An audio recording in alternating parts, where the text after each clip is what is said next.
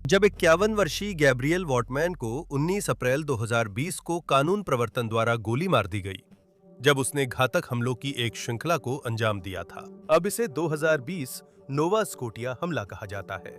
जनता ये सोचने लगी कि एक दिखने में शांत और नरम स्वभाव के डेंचर विशेषज्ञ कैसे कनाडा का सबसे घातक शूटर बन गया।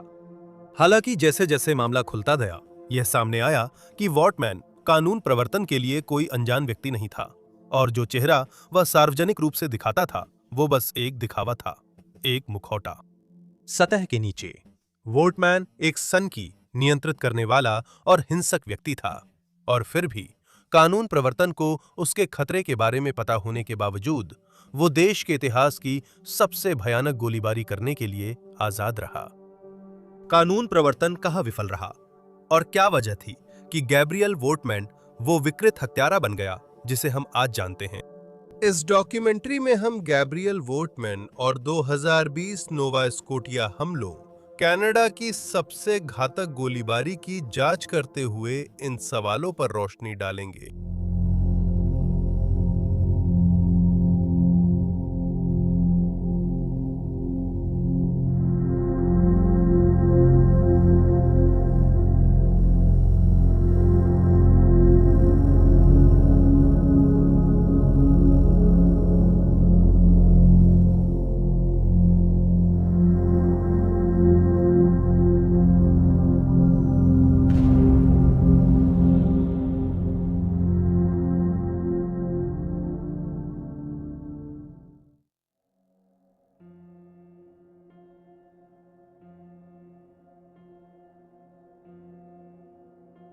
शनिवार 18 अप्रैल 2020 की रात 51 वर्षीय गैब्रियल वॉटमैन ने अपनी लंबे समय से प्रेमिका लीसा बैनफील्ड के साथ वीडियो कॉल के जरिए एक पार्टी में हिस्सा लिया, जहां वे अपनी शादी की योजनाओं पर चर्चा कर रहे थे।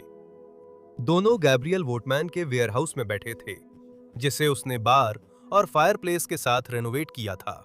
यह वेयरहाउस पोर्टा पीक में स्थित था, जो नोवा स्कोटिया में लगभग 100 लोगों का एक छोटा सा समुदाय है, और ये वॉटमैन के वाटरफ्रंट लॉग होम के पास ही था। लीसा ने शाम को वर्चुअल गैदरिंग छोड़ दी जब एक दोस्त ने वॉटमैन से शादी न करने की सलाह दी, जिससे वो परेशान हो गई। घर लौटते समय उसने पार्टनर से माफी मांगने का फैसला किया, लेकिन वॉटमैन नाराज था और माफी नहीं सुनना चाहता था, इसलिए वह फिर चली गई। उस रात वॉटमैन ने लीसा पर हमला किया जब वह जान की भीख मांग रही थी। बाद की रिपोर्टों में पता चला कि लीसा 2 दशकों तक वॉटमैन के साथ रहते हुए घरेलू हिंसा की शिकार रही। वॉटमैन के तांडव के बाद मनोवैज्ञानिक जांच में लीसा ने बताया कि वह उसके साथ वेश्या जैसा व्यवहार करता था। 2004 में क्रिसमस पर झगड़े के दौरान उसने उसका यौन शोषण किया। एक और मौके पर छुट्टियों के दौरान उसने उसका सिर दीवार में दे मारा और उससे यात्रा की लागत चुकाने की मांग की।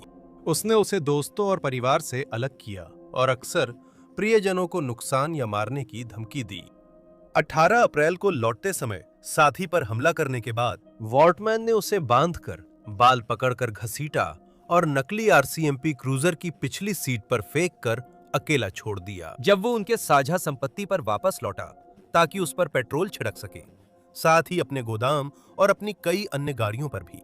लिसा इस बीच क्रूजर से भागने में कामयाब हो गई और पास के जंगलों में भाग गई, जहां वो अपनी जान के डर से छिपी रही। वो मदद नहीं मांग सकी क्योंकि वॉटमैन ने उसका फोन तोड़ दिया था। आगे क्या हुआ स्पष्ट नहीं है, पर माना जाता है कि वॉटमैन लीसा को ढूंढने लौटा। जब वो वहां नहीं मिली तो उसने उसे ढूंढना शुरू किया। घर घर जाकर कुछ पड़ोसियों की हत्या की और कुछ घरों में आग लगा दी। 2022 में मास कैजुअल्टी कमीशन के सामने गवाही देते समय लीसा ने उस रात की घटनाओं पर विचार किया। उसने कहा, मुझे लगता है वह मुझे और मेरे परिवार को निशाना बना रहा था, और अगर मैं कार से बाहर नहीं निकलती तो क्या कोई मारा जाता, ये सोचती हूँ।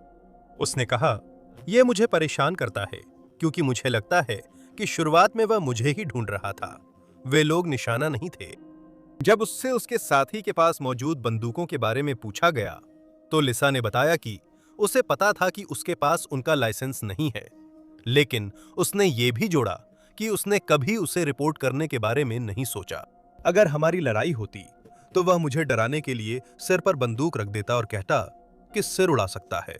मैं डर जाती थी और कुछ नहीं कहती थी।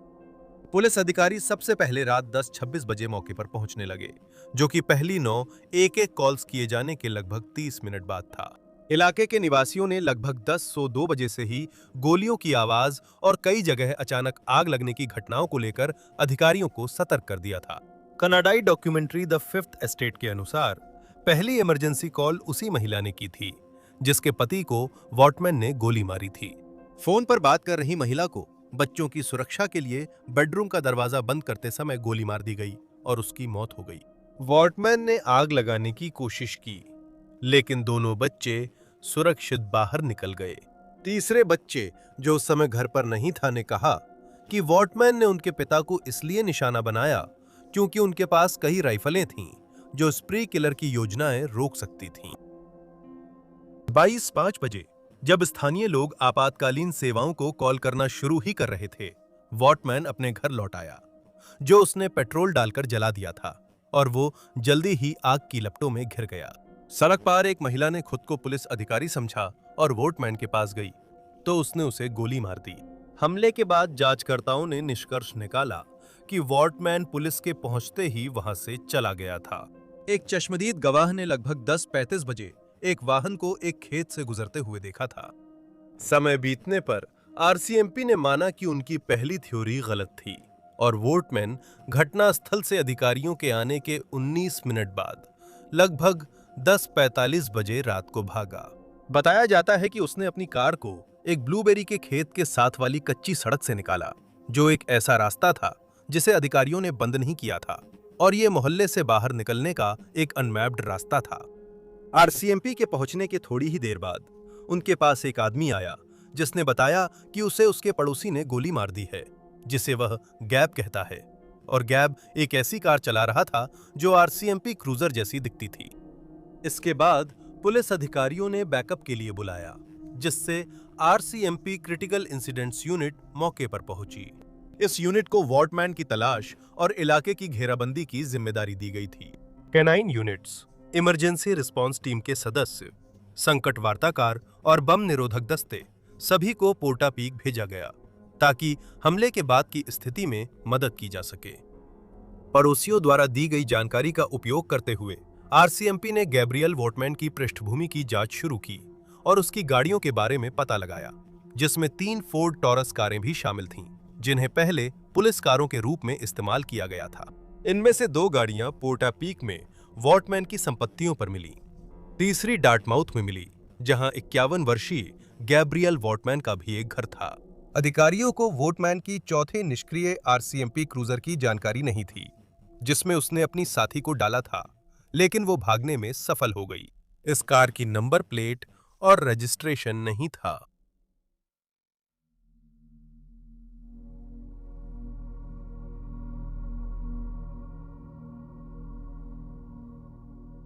वॉटमैन की जांच के दौरान एक बात जल्दी सामने आई कि उसे कानून प्रवर्तन से जुड़ी चीजों में गहरी रुचि थी। वह बंद हो चुकी पुलिस कारें, पुलिस की वर्दियां और अधिकारियों द्वारा इस्तेमाल किए जाने वाले अन्य उपकरण इकट्ठा करता था। हालांकि ये स्पष्ट नहीं है कि उसने ये कपड़े कहां से हासिल किए, लेकिन पुलिस ने पुष्टि की कि वॉटन द्वारा इकट्ठा की गई चीजें असली थीं। हमले के दौरान उसने ऐसी ही एक पुलिस वर्दी पहनी थी।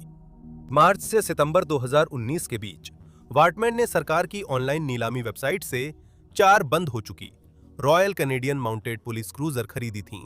इन वाहनों में सबसे उल्लेखनीय 2014 की फोर्ड टॉरस थी, जिसे उसने $10,990 में खरीदा था और बाद में अपनी हत्या की घटना में इस्तेमाल किया। गौरतलब है कि 2019 में 6 महीनों के दौरान उसने लगभग $4,800 की मरम्मत से जुड़ी चीजें भी खरीदी थीं। इन वाहनों में एक police interceptor, remote control, radio के लिए हेड्स, सायरन और लाइट्स, एक पुलिस रडार गन, लॉक के साथ इनकार गन रैक, पीछे की खिड़की के लिए बख्तरबंद बार और एक प्रिजनर पार्टीशन शामिल था। पेपाल ने बताया कि इन वस्तुओं का उपयोग घरेलू आतंकवाद में हो सकता है और इस खरीद को संघीय खुफिया एजेंसी के साथ चिन्हित किया, क्योंकि कुछ वस्तुएं सिर्फ पुलिस के लिए थीं। ये स्पष्ट नहीं है कि एजेंसी को इन खरीदारियों की जानकारी कब मिली, या क्या शूटिंग से पहले आरसीएमपी को पता था। जैसा कि पहले बताया गया, वॉटमैन के पास गन लाइसेंस नहीं था, फिर भी उसके पास कई हथियार थे। कनाडा के प्रधानमंत्री जस्टिन ट्रूडो के लिए हत्या की घटना के कुछ दिन बाद एक ब्रीफिंग नोट तैयार किया गया। इसमें बताया गया कि वॉटमैन के पास ओवर कैपेसिटी गोला बारूद के बॉक्स थे, जिससे वो कनाडा की कानूनी सीमा से अधिक गोलियां चला सकता था। बाद में यह खुलासा हुआ कि अपराध के दौरान इस्तेमाल की गई 3 बंदूकें अमेरिका से देश में तस्करी करके लाई गई थीं, जबकि एक और बंदूक कनाडा में अवैध रूप से प्राप्त की गई थी। उसका 5वां और आखिरी हथियार एक आरसीएमपी कांस्टेबल से चुराया गया, जिसे वॉटमैन ने गोली मारकर मारा। एक गवाह ने वॉटमैन के घर को आरसीएमपी के लिए एक मंदिर कहा। हालांकि बाद में पता चला कि वो दावा करता था कि उसे कानून प्रवर्तन पसंद नहीं है।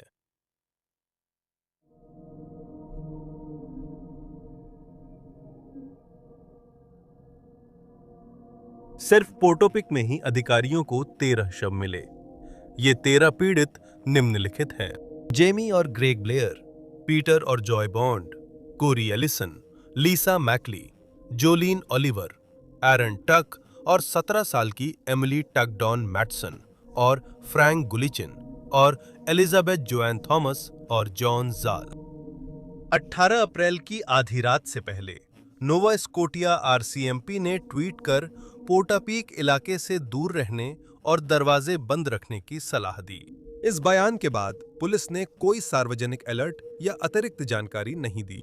इस दौरान वॉटमैन, जो रात की शुरुआत में पोर्टापीक में आरसीएमपी से बच निकला था, ने डीबर्ट इलाके में एक वेल्डिंग शॉप के पीछे गाड़ी खड़ी कर कुछ घंटे बिताए। बताया जाता है कि उसने एक खाई में पुलिस का सामान और हथियारों से जुड़े सबूत छोड़ दिए। सुबह 5:43 बजे वॉटमैन फिर से चल पड़ा। हाईवे 4 के उत्तर में गाड़ी चलाते हुए वह वेंटवर्थ में हंटर रोड पर एक संपत्ति तक पहुंचा। बताया गया कि 51 वर्षीय वॉटमैन उन निवासियों को जानता था और करीब 6:30 बजे उनके घर पहुंचा। वहां पहुंचने के थोड़ी देर बाद ही उसने दोनों निवासियों अलाना जेनकिंस और शॉन मैक्लॉयड के साथ साथ उनके 2 कुत्तों को भी मार डाला। इसके बाद उसने कुछ समय उस संपत्ति के अंदर बिताया, लेकिन यह स्पष्ट नहीं है कि उसने वे 3 घंटे क्या करते हुए बिताए। सुबह 8 बजे लीसा बैनफील्ड से बात के बाद आरसीएमपी ने नोवा स्कोटिया के अधिकारियों को अलर्ट जारी किया कि वॉटमैन के पास पुलिस वाहन और वर्दी है। अलर्ट में यह भी कहा गया कि 51 वर्षीय कहीं भी प्रांत में हो सकता है, उस पर हत्या का आरोप है और वह आग्नेयास्त्रों से परिचित है। उन्होंने सार्वजनिक रूप से घोषणा की कि वे पोर्टापीक में एक सक्रिय शूटर से निपट रहे हैं और वॉटमैन को संदिग्ध बताते हुए उसकी तस्वीर भी जारी की। वॉटमैन ने सुबह 9 बजे के आसपास हंटर रोड की संपत्ति छोड़ी। इसके बाद उसने उस घर में आग लगा दी और एक पड़ोसी टॉम बेगली, जो आग बुझाने में मदद करने आए थे, उन्हें मार डाला। 51 वर्षीय फिर से हाईवे 4 पर दक्षिण की ओर पोर्टापीक की तरफ वापस जाने लगा और 9:35 बजे उसने एक और शिकार, लिलियन हाइस्लोप, जो वेंटवर्थ वैली में सड़क के किनारे टहल रही थीं, को गोली मारकर हत्या कर दी। 9:45 बजे वॉटमैन ग्लेनहोम में एक जान पहचान वाले घर गया, लेकिन वहां के लोगों ने पहचान कर दरवाजा नहीं खोला। निवासियों में से एक ने खुद को 12 गेज शॉटगन से लैस कर लिया, इस उम्मीद में कि इससे वॉटमैन घर में घुसने की कोशिश करने से डर जाएगा। सौभाग्य से यह तरीका सफल रहा और वह चला गया। 10 बजे से पहले वॉटमैन ने कुछ 100 मीटर दूर 2 गाड़ियों को रोककर ट्रैफिक चेक किया। डरबर्ट में उसने गाड़ी और पुलिस वर्दी का फायदा उठाया, क्योंकि जिन गाड़ियों को उसने रोका उनके यात्री बेफिक्र थे जब तक कि देर नहीं हो गई। ट्रैफिक स्टॉप्स के दौरान वॉटमैन ने क्रिस्टन बीटन और हीदर ओब्रायन की हत्या की। सुबह 10:08 बजे वो डरबर्ट और ऑन्स्लो से गुजरा। लगभग 9 मिनट बाद ही रॉयल कैनेडियन माउंटेड पुलिस ने सोशल मीडिया पर सार्वजनिक रूप से घोषणा की कि जिस बंदूकधारी की वे तलाश कर रहे हैं वह शायद पुलिस अधिकारी का रूप धारण कर रहा है और उसके पास रॉयल कैनेडियन माउंटेड पुलिस की वर्दी और एक नकली क्रूजर है। वॉटमैन को अगली बार सुबह करीब 10-20 बजे ट्रूरो से गुजरते हुए देखा गया, जब वह सीसीटीवी में कैद हुआ। इसके बाद वो मिलब्रुक फर्स्ट नेशन होकर गया, जहां कार पार्क में रुककर जैकेट बदलकर हाई विज वेस्ट पहन ली। सुबह 10:49 बजे से ठीक पहले 51 वर्षीय Whatman RCMP constable Chad Morrison के पास अपनी गाड़ी रोकते हैं, जो अपनी क्रूजर में थे। शिबेनकार्डी में रूट 2 और रूट 224 के चौराहे पर, जो डरबट से लगभग 30 मील दूर है। वाटमैन ने कार पर गोली चलाई, जिससे चैड घायल हो गए, जो रूट 2 से भाग निकले और एक खाली पैरामेडिक स्टेशन में शरण ली। आखिरकार वे यहीं मिले और अस्पताल ले गए। इस बीच वाटमैन दक्षिण की ओर रूट 224 के जंक्शन में गया और कांस्टेबल हेडी स्टीवेंसन से आमने सामने टकरा गया, जिनसे चैड मॉरिसन मिलने का इंतजार कर रहे थे जब उन पर हमला हुआ था। हेडी ने वाटमैन को पकड़ने की कोशिश की, लेकिन वाटमैन ने फायरिंग कर उन्हें मार दिया। इसके बाद उसने उनका साइड आर्म और गोलियां चुराईं, फिर अपनी कार और कांस्टेबल स्टीवेंसन की क्रूजर को जला दिया। राहगीर जोए वेबर हेडी की मदद को रुके, तब वाटमैन ने उन्हें गोली मारी और उनकी एसयूवी ले ली। सुबह 11 बजे के बाद आरसीएमपी ने ट्वीट किया कि वाटमैन ने गाड़ी बदल ली। इसके थोड़ी ही देर बाद 51 वर्षीय वाटमैन अपनी जान पहचान की महिला जीना गूले के घर गए और उनके घर में घुस गए। इसके बाद वाटमैन ने जीना की हत्या कर दी और उसके एक कुत्ते को गोली मारी, जो बच गया। इसके बाद उसने अपने कपड़े बदले और जो एसयूवी उसने चुराई थी उसे छोड़ दिया और उसकी जगह जीना की मास्टर गाड़ी ले ली। करीब 11:24 बजे उसे मिलफर्ड से हाईवे 102 पर दक्षिण की ओर जाते देखा गया। कुछ मिनट बाद वाटमैन ने एनफील्ड के Irving big stop service area में ईंधन भरने के लिए गाड़ी रोकी, जो पोर्टोपिक से 57 मील दक्षिण में है। वह अभी भी गाड़ी में था। तभी 2 आरसीएमपी अधिकारी जो वहां पहुंचे थे ने उसे देख लिया। एक अधिकारी ने गाड़ी से उतरते ही बंदूक निकाली और माजदा की ड्राइवर सीट पर बैठे वाटमैन पर निशाना साधा।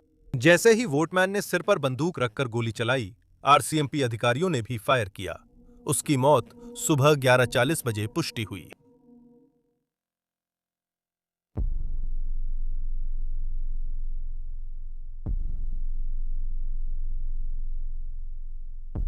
गैब्रियल वाटमैन का जन्म 5 जुलाई 1968 को न्यू ब्रंसविक, कनाडा में हुआ।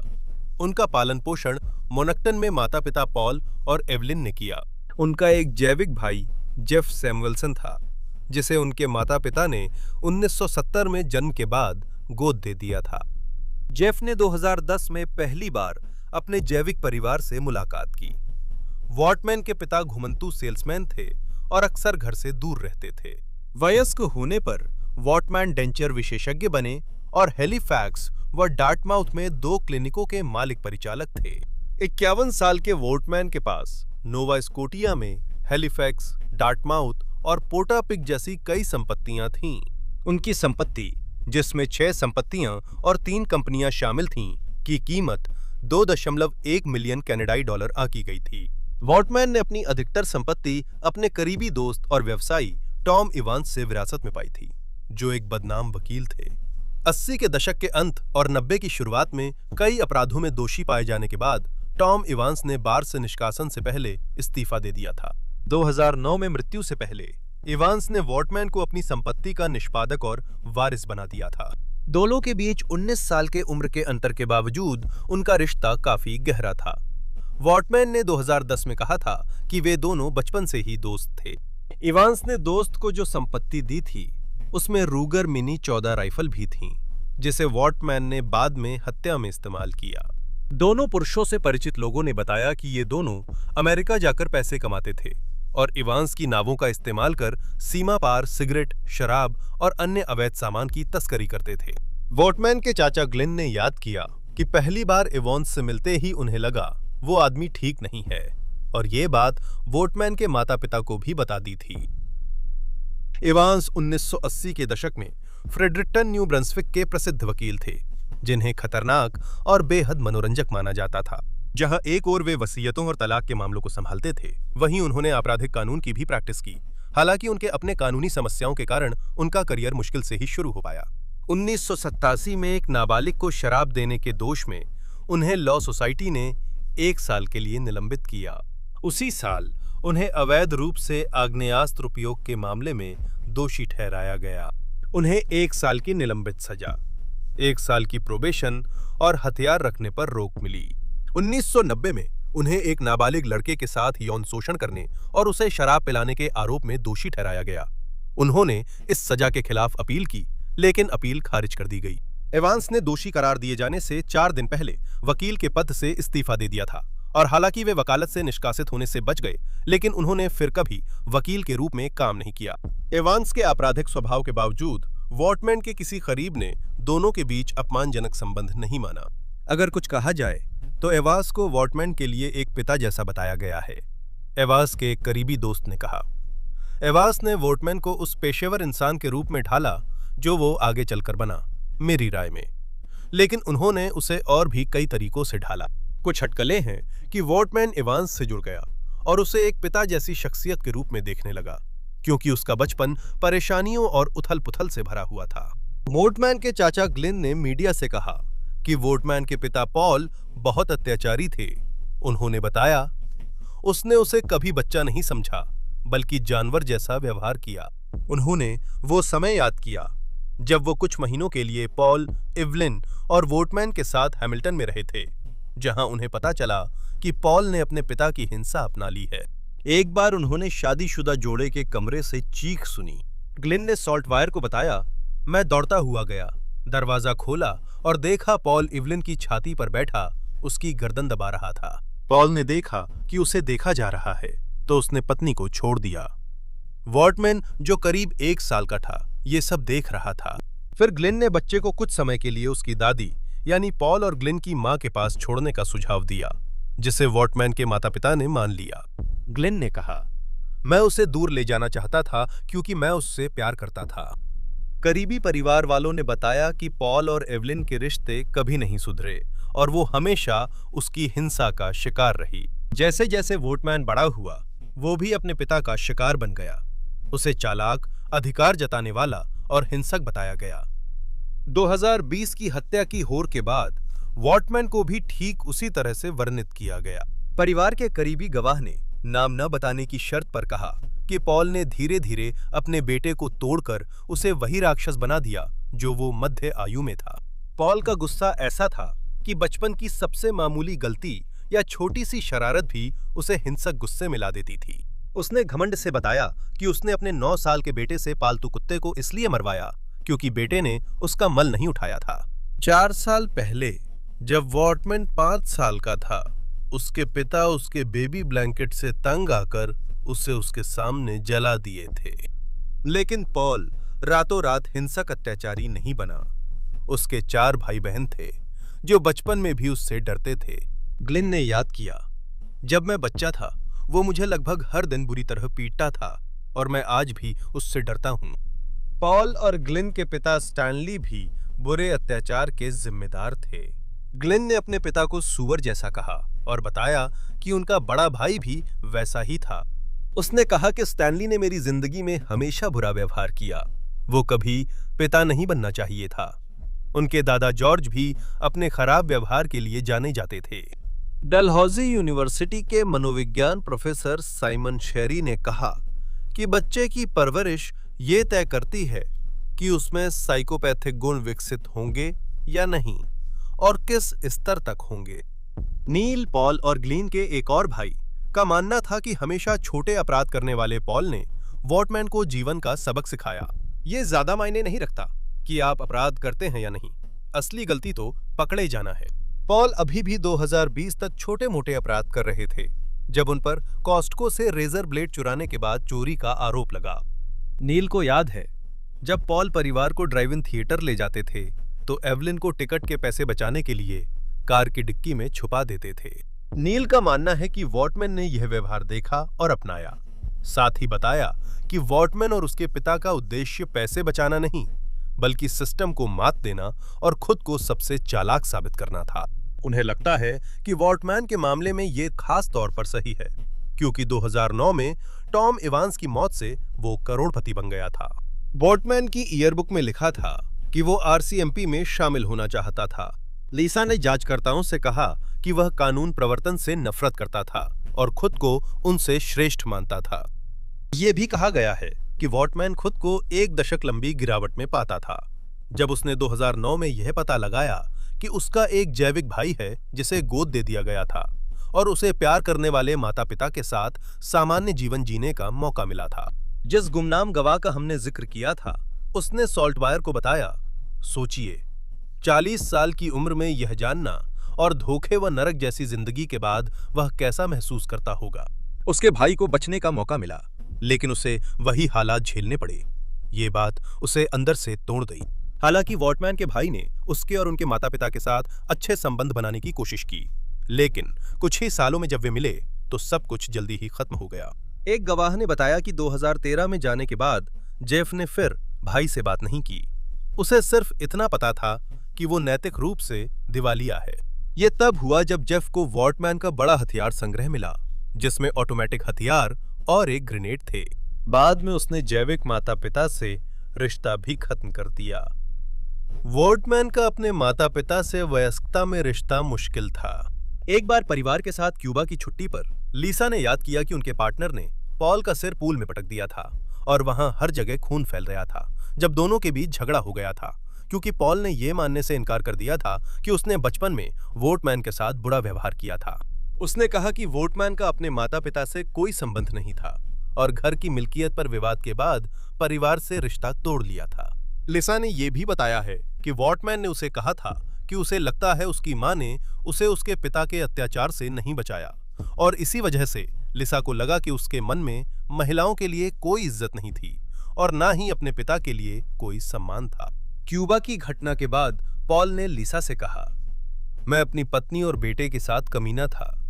गैब्रियल भी तुम्हारे साथ यही करेगा। उसने लिसा से बेटे को छोड़ने की विनती की, पर वो नहीं कर पाई। पॉल के एक और भाई बहन क्रिश एक रिटायर्ड माउंटीज हैं और अपने भतीजे से 7 साल बड़े हैं। उसे याद था कि वे न्यू ब्रंसविक में साथ बड़े हुए, लेकिन उसे उसके बारे में कुछ अजीब लगता था। वो हमेशा थोड़ा अजीब सा लड़का था, कभी किसी दोस्त के बारे में नहीं सुना। उसका बचपन मुश्किलों भरा था। उसके माता पिता बहुत अजीब थे, बहुत अलग तरह के, और इसी वजह से गैब्रियल भी ऐसा ही था।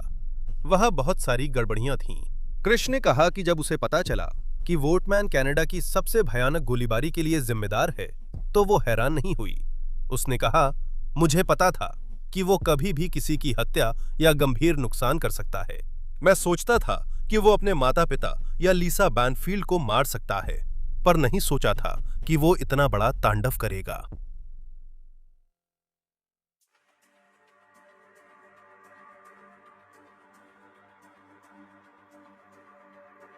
हमलों के बाद कानून प्रवर्तन ने कहा कि वॉटमैन के इरादे शायद कभी पता न चलें। कुछ पीड़ित उसे जानते थे, कुछ नहीं। आरसीएमपी कमिश्नर ब्रेंडा लकी ने बताया कि शुरू में पीड़ित 51 वर्षीय के करीबी थे, लेकिन बाद में उसने बिना वजह और लोगों पर भी हमला किया। उन्होंने माना कि हमले पहले से सोचे हो सकते हैं, लेकिन इसकी पुष्टि के लिए उनके पास कोई सबूत नहीं है। आरसीएमपी सुपरिंटेंडेंट डैरेन कैम्पबेल ने सीबीसी को बताया, न तो कोई सबूत मिला कि वह पहले से योजना बना रहा था और न ही किसी ने आकर बताया। उन्होंने कहा कि उन्हें लगता था कि उसके पास खास योजना थी और वो इसे उसी तारीख व समय पर इसी तरह अंजाम देने वाला था। हालांकि कुछ सुझाव दिए गए हैं कि 18 अप्रैल की शाम को वॉटमैन का लिसा के साथ झगड़ा और उसके बाद उस पर किया गया हमला वे संभावित कारण थे जिन्होंने उसे नोवा स्कोटिया पर हमला शुरू करने के लिए उकसाया। 19 अप्रैल 2020 को सुबह 6 बजे वॉटमैन की साथी लिसा छुपने की जगह से निकलकर जांचकर्ताओं के पास पहुंची और उन्होंने ऐसी जानकारी दी जो शायद वॉटमैन के हत्या शुरू करने के फैसले को भड़का सकती थी। लिसा ने जांचकर्ताओं को साथी के हथियार, पुलिस वाहनों और वर्दियों के बारे में बताया। उन्होंने ये भी कहा कि हमले से हफ्तों पहले वॉटमैन बेहद सनकी और अस्थिर हो गया था और खासकर कोविड-19 महामारी को लेकर चिंतित था। बताया गया कि वह मौत के बारे में बात करने लगा था और उसने कहा था कि वह दुनिया के अंत के लिए तैयारी कर रहा है। जांच में पता चला कि हत्या से 1 माह पहले वॉटमैन ने महामारी के चलते अपने क्लिनिक बंद किए थे। एक अनाम सहयोगी को भेजे ईमेल में उन्होंने बताया कि कोरोना वायरस पहले देखे या झेले गए वायरसों से बिल्कुल अलग और बहुत बड़ा है। उन्होंने ये भी जोड़ा कि जब लोगों के पास पैसे खत्म हो जाएंगे तो उन्हें बंदूकों की जरूरत पड़ेगी, और आगे कहा, भगवान का शुक्र है कि हम अच्छी तरह से हथियारबंद हैं। अगले दिन उन्होंने करीब $4 लाख की संपत्तियां भुना ली। इसके 5 दिन बाद उन्होंने और $75,000 की निवेश संपत्तियां बेच दीं। उसी दिन उन्होंने अपने बैंक मैनेजर से $4,75,000 नकद मांगे। 30 मार्च को उन्होंने वह नकद $100 के नोटों में लिया। फिर उन्होंने पैसे को अग्निरोधक बैग में रखकर अपनी पोर्टा पीक संपत्ति के बगीचे में दफना दिया। हत्या की घटना से कुछ हफ्ते पहले उन्होंने पेट्रोल जमा करना भी शुरू कर दिया था।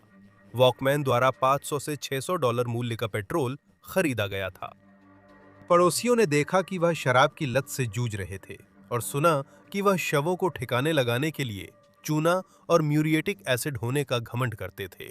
लिसा ने बताया कि वॉटमैन को कोरोना महामारी के डर के साथ ये भी चिंता थी कि प्रधानमंत्री जस्टिन ट्रूडो उसके पैसों पर नियंत्रण करेंगे। उन्हें लगता है कि इसलिए उसने पैसे निकालने शुरू किए।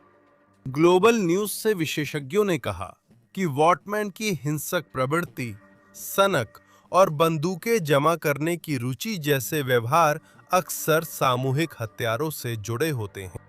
एक पूर्व FBI प्रोफाइलर ने कहा कि कानून प्रवर्तन के प्रति उसकी दीवानगी उसके संग्रहित सामानों से सामूहिक हत्यारों में आम है। उन्होंने कहा कि उनका सेना या कानून प्रवर्तन से गहरा संबंध होता है, लेकिन वे इनमें कभी सेवा नहीं करते। मई 2020 में RCMP की बिहेवियरल एनालिसिस यूनिट द्वारा वॉटमैन पर एक मनोवैज्ञानिक ऑटोप्सी शुरू की गई थी। इसमें जांचकर्ताओं ने 51 वर्षीय के दोस्तों, परिवार और सहकर्मियों से विस्तार से बातचीत की। ऑटोप्सी में निष्कर्ष निकाला गया कि वॉटमैन एक अन्याय संग्रहकर्ता था, जो कि अपराध शास्त्र की एक शब्दावली है उन लोगों के लिए जो दशकों तक अपने साथ हुए अपमान और छोटी-छोटी शिकायतों को संजो कर रखते हैं। यह संभव है कि वॉटमैन को लगता था कि उसके साथ हुए अन्याय तभी सही होंगे जब वो दूसरों को भी वैसी ही त्रासदी और दर्द देगा।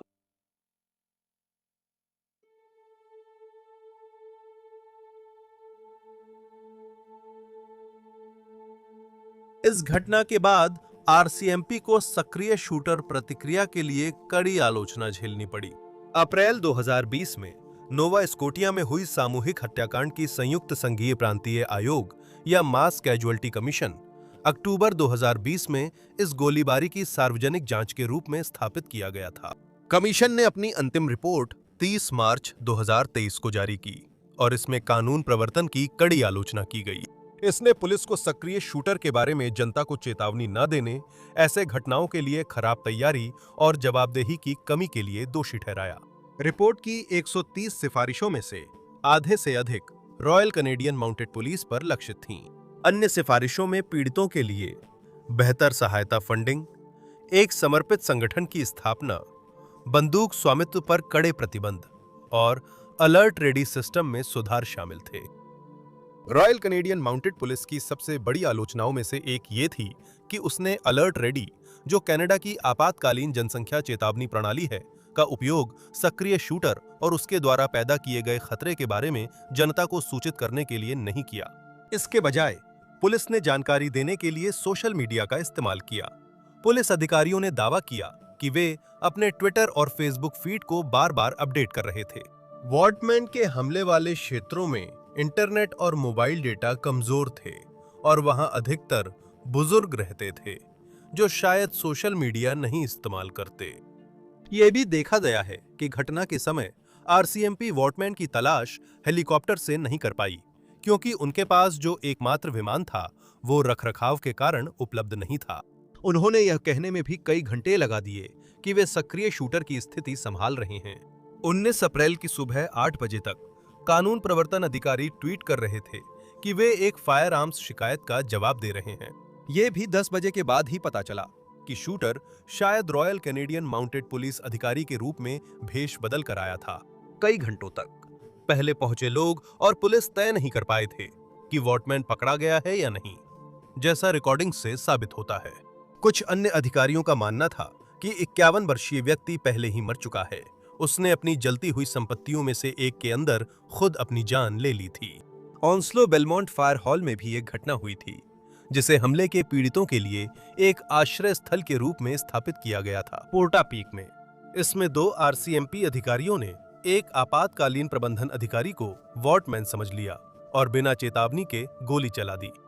दोनों अधिकारियों का निशाना चूक गया और वे हॉल के अंदर मौजूद लोगों की जांच किए बिना ही शूटर की तलाश में आगे बढ़ गए।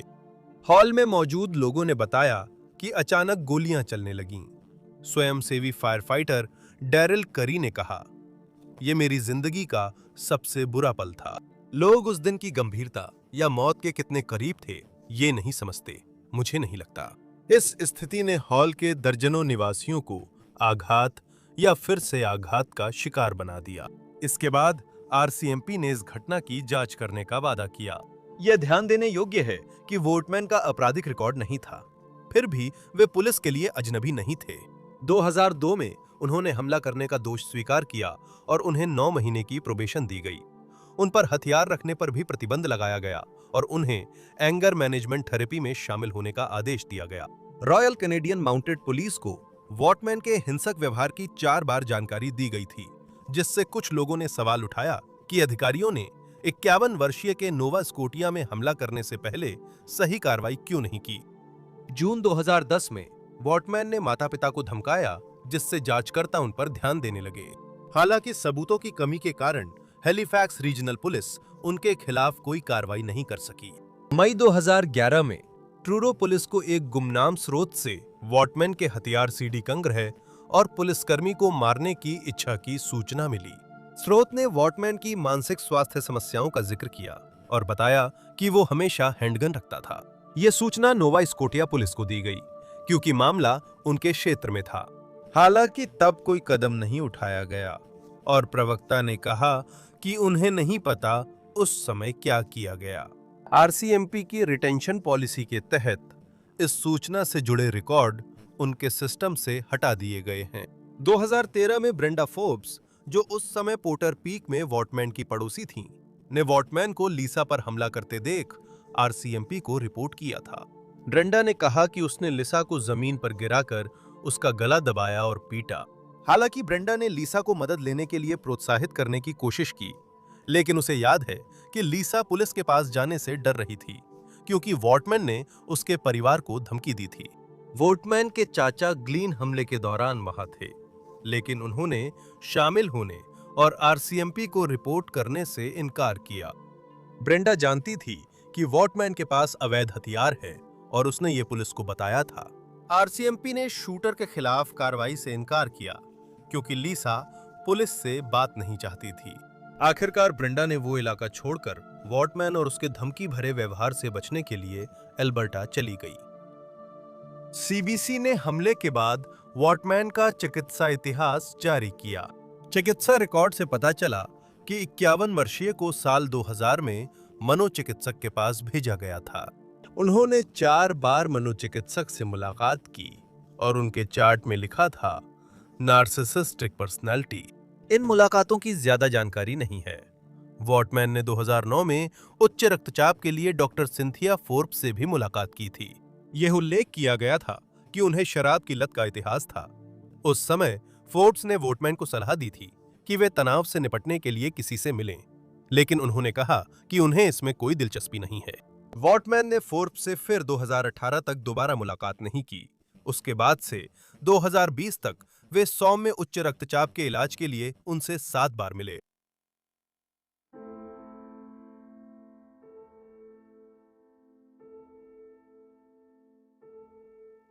– 2020 की नोवा स्कोटिया हमला अब कनाडा के इतिहास में सबसे घातक गोलीबारी है। कुल मिलाकर गैब्रियल वॉटमैन के हाथों 22 लोगों की मौत हुई, जबकि 3 पीड़ित किसी तरह घायल अवस्था में बच निकले। 4 दिसंबर 2020 को लिसा बैनफील्ड, वॉटमैन की साथी, पर 51 वर्षीय को अवैध रूप से गोला बारूद देने का आरोप लगाया गया, जिसे उसने बाद में हमलों में इस्तेमाल किया। ऐसे ही आरोप 64 वर्षीय लिसा के भाई जेम्स बैनफील्ड और 60 वर्षीय बहनोई ब्रायन ब्रूस्टर पर भी लगे हैं। रॉयल कैनेडियन माउंटेड पुलिस ने आरोप लगाया कि इन तीनों ने 17 मार्च से 18 अप्रैल के बीच वॉटमैन को गोला बारूद दिया, लेकिन ये जांचकर्ताओं के साथ सहयोग कर रहे हैं और उन्हें नहीं लगता था कि इन तीनों में से किसी को भी पहले से पता था कि वॉटमैन 18 और 19 अप्रैल को क्या करने वाला है। तीनों महिलाओं के खिलाफ आरोप 2022 में वापस ले लिए गए थे। इस दौरान कनाडाई सरकार ने वॉटमैन के हमले के बाद 1500 से अधिक सैन्य ग्रेड असॉल्ट राइफलों के इस्तेमाल और बिक्री पर प्रतिबंध लगा दिया, जिनमें से 2 हथियार अप्रैल 2020 के हमले में उपयोग हुए थे। फिर भी विशेषज्ञों के आग्रह के बावजूद पुलिस की वर्दी, उपकरण और वाहनों की बिक्री और स्वामित्व पर प्रतिबंध नहीं लगाया गया है। जनवरी 2022 में अटलांटिक डेंचर क्लिनिक, वॉटमैन का डार्टमाउथ स्थित व्यवसाय आखिरकार गिरा दिया गया। 2020 से निवासी इमारत गिराने की मांग कर रहे थे, पर पहले विरोध के बाद सिर्फ साइन बोर्ड हटाया गया। हत्या के वक्त वॉटमैन क्लिनिक के ऊपर अपार्टमेंट में था। कनाडा की सबसे भयानक गोलीबारी के आरोपी की भौतिक यादें तो हटा दी गईं, पर अप्रैल 2020 की 13 घंटे की दहशत के जख्म अब भी बाकी हैं। कई पीड़ितों के परिवार अब भी एजेंसियों के खिलाफ नागरिक मुकदमों से न्याय चाहते हैं। यहां तक कि लिसा बैनफील्ड, जिन्हें आरसीएमपी ने वॉटमैन के लिए गोला बारूद खरीदने के आरोप में चार्ज किया, उन्हें उस रात की घटनाओं के लिए दोषी ठहराया जाता है। बैनफील्ड भी वॉटमैन के पीड़ितों के परिवारों की तरह हमले के बाद से जिंदगी में ढलने के लिए जूझ रही हैं। 19 अप्रैल 2020 की सुबह जब वो जंगल से बाहर आईं, तो उनकी रीढ़ और पसलियों में फ्रैक्चर था, शरीर पर चोट और खरोंचें थीं। इसके बाद उन्होंने अस्पताल में 5 दिन बिताए और तब से उन्हें गंभीर पोस्ट ट्रॉमेटिक स्ट्रेस डिसऑर्डर का निदान हुआ है। वॉटमैन के अत्याचार को एक ऐसे पैटर्न के रूप में वर्णित किया गया था जिसमें उसे अपमानित करने, दबाने और डराने के लिए जबरदस्ती नियंत्रण किया जाता था ताकि वो उसकी बात माने। रिपोर्ट में बताया गया कि लिसा ने अत्याचार के जवाब में लोगों को खुश करने की आदत विकसित कर ली थी, जिससे वो हकीकत से दूर हो गई थी। वो मानती थी कि अगर वो वॉटमैन से पर्याप्त प्यार और समर्थन करेगी तो वो उस पर अत्याचार करना बंद कर देगा और आखिरकार बदल जाएगा। लेकिन वो दिन कभी नहीं आया। इसके बजाय वॉटमैन और भी ज्यादा नियंत्रित करने वाला, संदेहास्पद, चालाक और चिड़चिड़ा होता गया, जब तक कि आखिरकार उसका धैर्य टूट गया और उसने अपनी हिंसक क्रोध 25 अनजान साधारण लोगों पर निकाल दिया।